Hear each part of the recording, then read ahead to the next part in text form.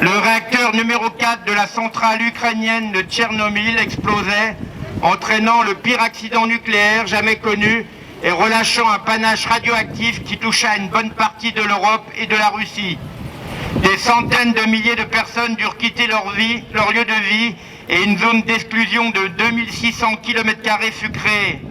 Sans le sacrifice de centaines de milliers de liquidateurs intervenant sur la centrale accidentée, les conséquences de l'accident auraient pu être plus catastrophiques encore.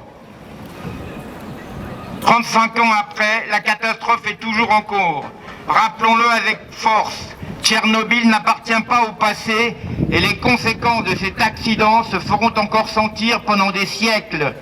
Le césium 137, principal radioélément rejeté, toujours présent dans les sols, n'a vu sa radioactivité diminuer que de moitié. Plus de 4 millions de personnes vivent encore sur des territoires hautement contaminés et doivent surveiller en permanence leur alimentation. Les données publiées par des hôpitaux biélorusses laissent apparaître une prévalence élevée chez les enfants de différentes pathologies, notamment cardiovasculaires et de malformations congénitales. Malgré les clichés d'une nature qui reprend ses droits dans la zone, la faune et la flore sont également affectées par les radiations persistantes et s'avèrent encore plus vulnérables aux incendies comme celui qui a ravagé 870 km² au printemps 2020 et dont les flammes sont arrivées non loin de la centrale.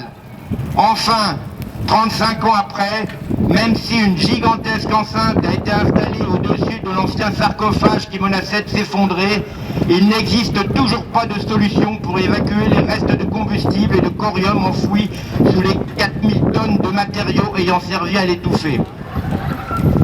Je vous demande maintenant d'observer une minute de silence pour les victimes de la catastrophe de Tchernobyl, mais aussi de celle de Fukushima et de toutes les victimes du nucléaire, qu'ils soient civils ou militaires.